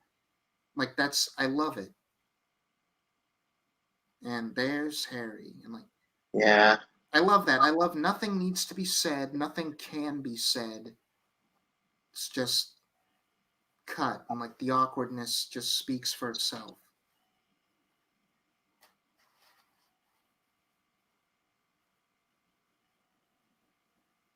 We're about to get to, well, I think at the end of this exchange, there's like a jump cut of Goblin like screaming. That's another big thing that made me jump, which is Yeah, weird. yeah. I grew up with horror movies when I was a kid, long before I could even talk. And like maybe I don't think I was at the point where I was desensitized really, but Oh, I was not I was not at all shy when it came to horror stuff. Like I would jump and I would have nightmares, but you couldn't get me to turn down watching a horror thing. I kind of liked the feeling of being scared as a kid. It was weird. I forgot. I'll talk about that in a minute, but I forgot that Harry said that. I forgot that he told his dad that he was right about MJ. Where like his dad is like, she's not interested in you. She's gonna drop you the first chance she gets. And Harry like sees her and Peter and like neither of them mean to hurt him like at all. Neither of them want to do that to him. And yet, of course, the way that he would take that is neither of them actually care about me. And it's such an understated little thing. And yet, going forward, not as much as his dad being dead, but in it, I think this Yeah, that this right here is where I yeah jumped. yeah like that.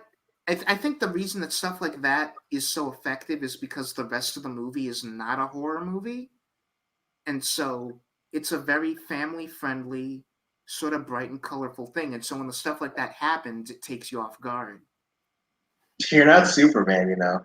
That's a great little like button that they used in some of the TV spots.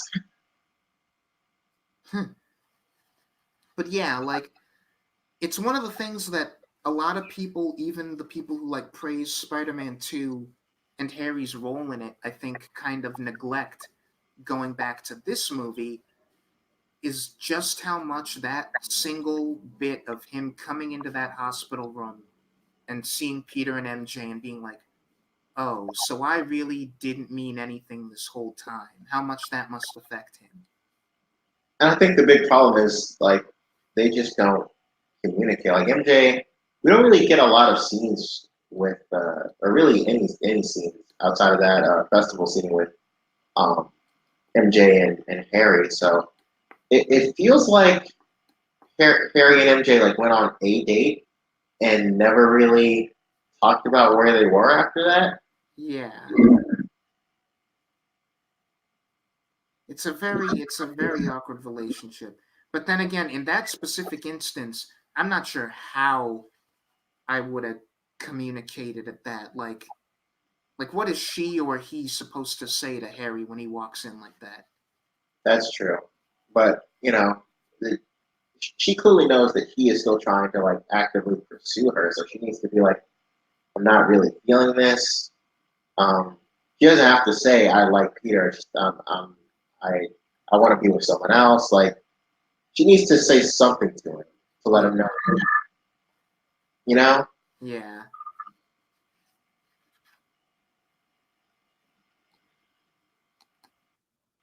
I cannot believe that we almost have like only 20 minutes or so left in this movie, and like this feels like it blew by. It really does. And I'm gonna keep saying that about the pacing even when we get to 3. There's something that Raimi does that I don't think any other movie in this genre has managed to do, where just like every single scene feels like it's bleeding as naturally as humanly possible into the next. Like nothing feels like filler. Nothing feels like it's spending even a second longer than it needs to on screen, and yet it doesn't feel rushed either. It feels like I wouldn't take out or put in anything. It flows perfectly. Oh, I love this line and his delivery. Yeah. Even though, like, I don't know, just because I love the rest of this movie so much, I keep wanting to go into it and like feel like the goblin's motivations in this latter half work more for me than they do, but they just don't. Like, even with as crazy as he is, He's fun and entertaining before he's a genuinely like good character that you can follow. Like like Norman. he has no motivation for pretty much all of half of this movie. Like the Actually, back you know half. what? You know what? I could maybe say that I'm wrong. Oh, we don't do this much. I love this. I love this shot. The Yeah, slingshot thing. I yes, we love when have we to do do it that with more Batman. often. But like, I thinking on it, I can maybe talk myself out of this mindset if for one reason, which is that obviously Norman, for as much as he fails to show it, does care about Harry, and Harry comes to him and is like, Peter and MJ love each other and are the way he phrases it makes it sound like they're just straight up seeing each other behind his back. So I think you could argue that he's just doing this to get back at Peter and MJ. We're about to get my favorite shot in the whole movie, and I think I don't know if you'll be able to predict what it is, but I love it so much. See, like, okay, you know what I think the problem is? Because, Wait for it. Boom! This shot right here, and the lenses. MJ's falling. Those kids are falling. yeah, Like the Goblin is presented him with a choice on who he can save, and he's like, one in "Screw each you! lens. I'm saving both." Yes. I love that stuff. I love the stuff in superhero movies where it's like, you're gonna have to choose to save some people or others. It's like, no, I'm a superhero. I'm gonna save everyone that I can. But yeah, like I was saying, I think I think if you read into it and like you read into what's going on, then his motivation at least makes sense. Where it's like he knows Peter's Spider Man, and now on behalf of his son, almost he's going to attack Peter and MJ for sort of like hurting Harry's feelings. And that's, you can argue whether or not that's the strongest motivation. I think part of the problem is that when Peter shows up and Goblin starts talking to him, he's still going on about all of this, like, see how a hero is rewarded and like everyone's gonna screw you over stuff. And it's like the motivation that Goblin has that would actually make sense is not the one that he talks to. He's still talking to the one that's not fully fleshed out, I don't think, is like, you're everyone's gonna turn against you in the end, Spider-Man. I don't know. I feel like if anything in this movie needed maybe one more pass in the script, it's just like, how can we better, more naturally in the dialogue convey what Green Goblin's deal is? Yeah, Green Goblin's the only major issue with this movie, And as like far as I'm concerned. you can talk yourself into making it work, but I feel like I shouldn't have to. It Yeah, should be more immediately obvious and natural the way that everyone else's motivations is. yeah, it's your job as a writer to create a well-rounded and compelling character that makes some level of sense. I don't care what anyone says, this is super endearing. Everyone like throwing stuff at him. I don't care. This is great. Yeah, and like Spider-Man at this point, he's earned this. He's done a lot of saving people. Um, He's trying to save a bunch of kids. I like that it's that simple. For yeah, one guy who's just like, he's trying to save a bunch of kids and you're trying to mess with him. What are you doing? yeah. And this scene really got me in the theater. This is the highlight of the movie action wise, I think. It's Okay, just when he bursts through and this bomb yep, blows up in front of his face, yep. Oof. that's mortifying. This whole thing is so like more than any other scene in the rest of these movies and any other superhero movie. Nothing I think has come close to this as far as just like, my God, this looks like it hurts. It looks like he is really just getting the piss beaten out of him. And originally, with this scene, these hits, he was spitting out blood, and they had to change it to spit because of the ratings. They kept getting R just because of this scene. Honestly, I can see why. It's so intense. Okay, okay, all right, like lay off. He's just like he's not stopping. That this is an interesting sound choice. Yeah, that's weird. To have the webs sound like metal, that's a weird choice.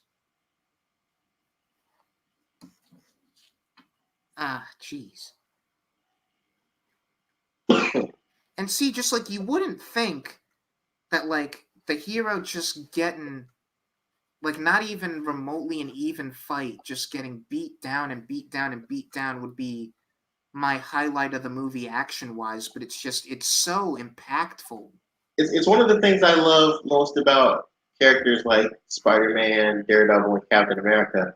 You And then watch, he threatens MJ, and it's like, oh, you shouldn't have done that. yeah, you shouldn't have done that. They get beat down and beat down and beat down, but they have that sheer force of will that always pushes them back up.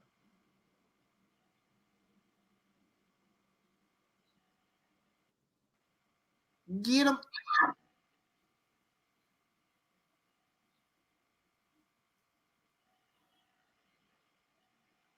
Nice. That's awesome. Oh, and you can tell like that's weird. That's real. What looks like plastic, but it's in place of webbing. Yeah. And like the shot of his hand coming up like Oh that. yeah, that's so Evil Dead. God, Yeah. I love Raimi. And then he just boop.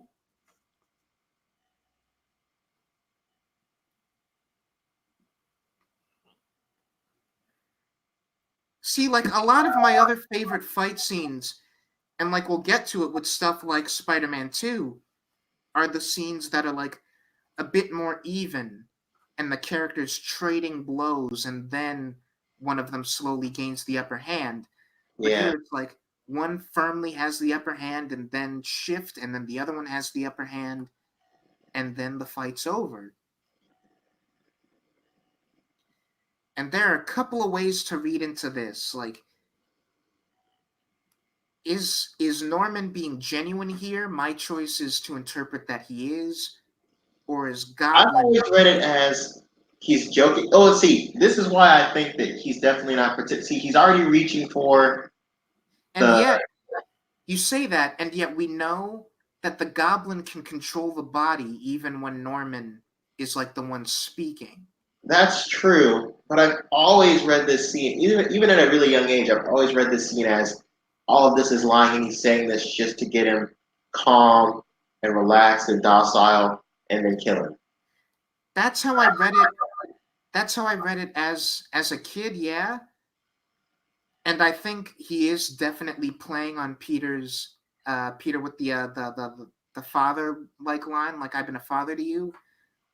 But I don't know. I think at least part of this is actually Norman, and that like the Goblin is maybe taking advantage of that, or the Goblin is controlling the arm while Norman is controlling the voice. I don't know. Maybe And they this last maybe bit, they the want to keep that ambiguous to the audience. don't tell Harry, don't tell Harry is definitely Norman. Yeah, that's normal. Which since that bit of it is there, maybe there is some validity to what you're saying. Maybe part of Yeah, that actually, yeah.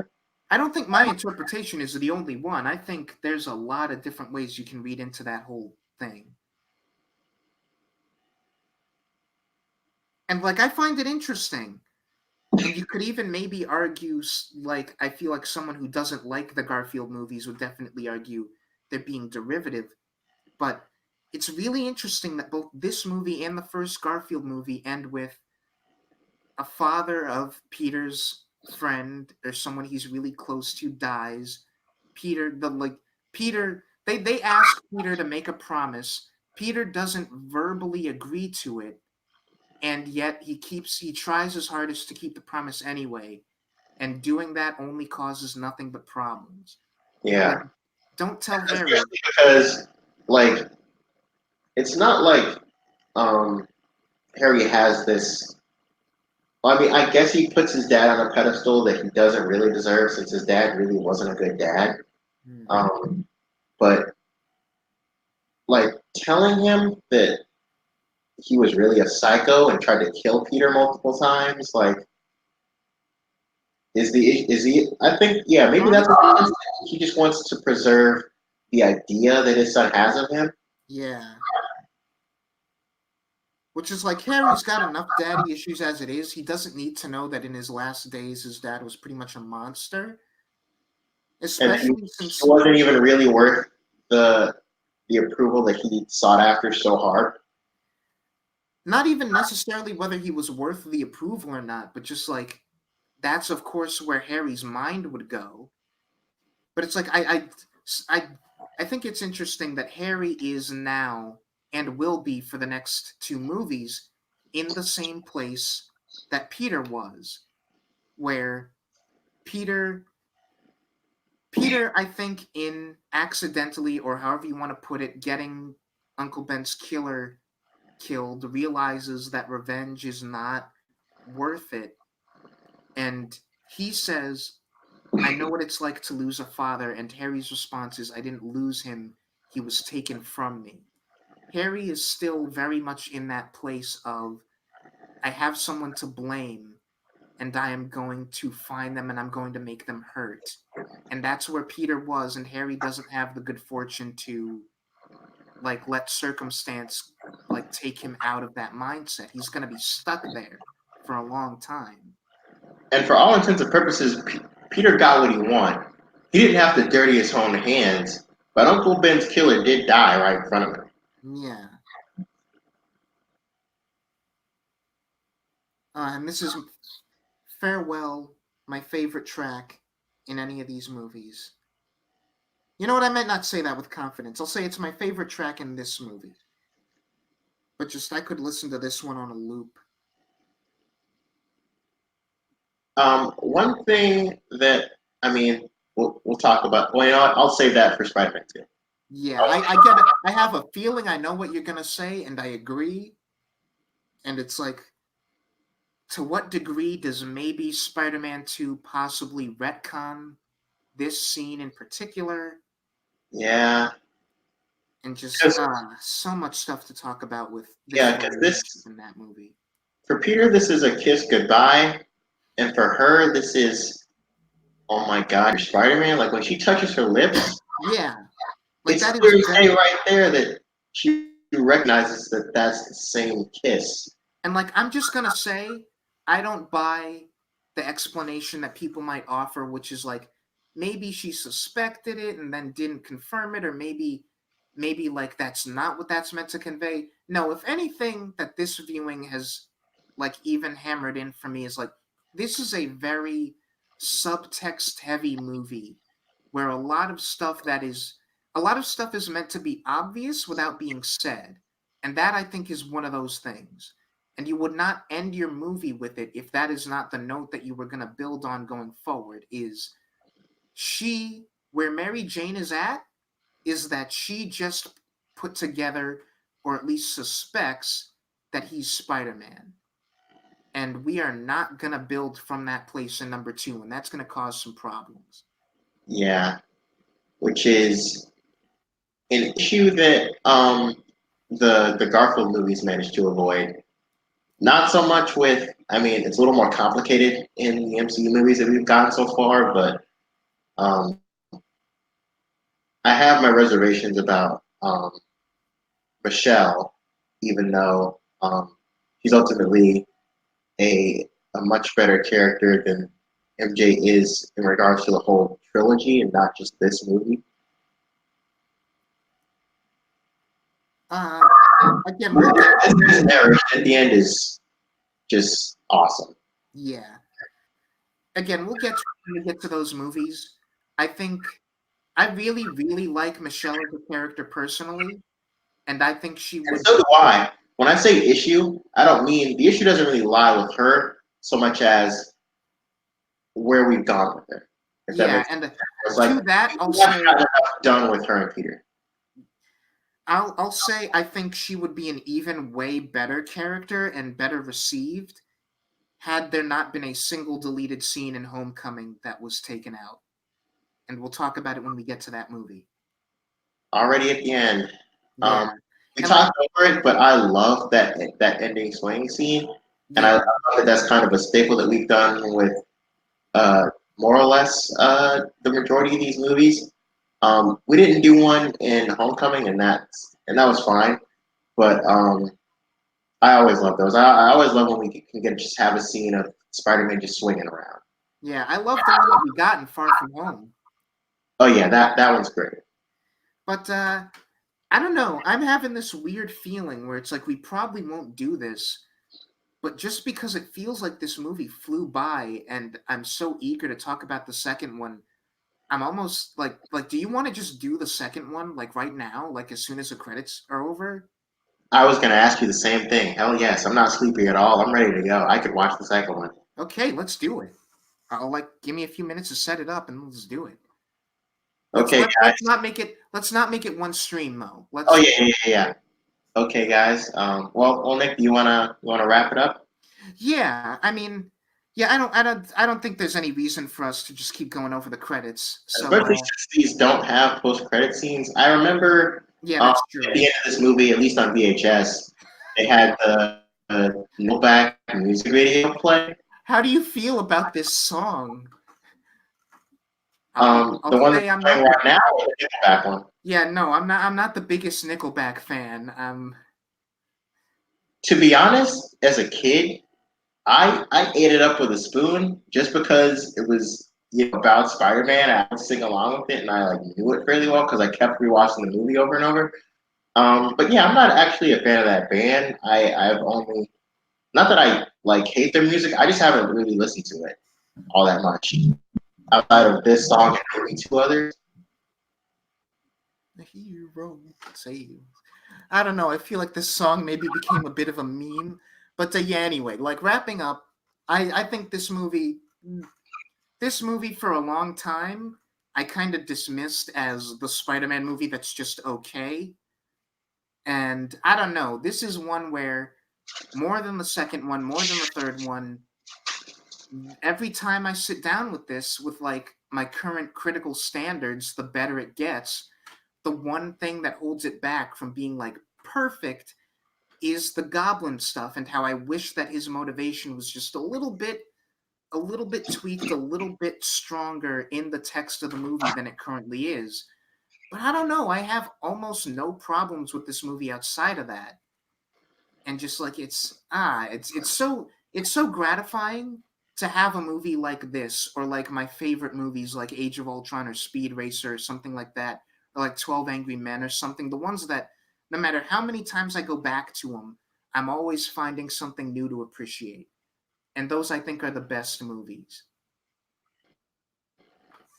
Yeah, and I think I went through a maybe 5 to 6 year period where I kind of went out of my for this just because of the ritual in my childhood, and I'd already watched it times, memorized every single line, could literally like talk along with the movie as I I was afraid that it wasn't actually as good as I remembered it, and I thought it was the like held this movie in high regard. But going back to it, yeah, this is still a damn good movie. It's not a perfect film, but it still holds up. It's still a solid movie, and um, I'm very satisfied with every watch I have of it. Hmm. So yeah, thank you everyone.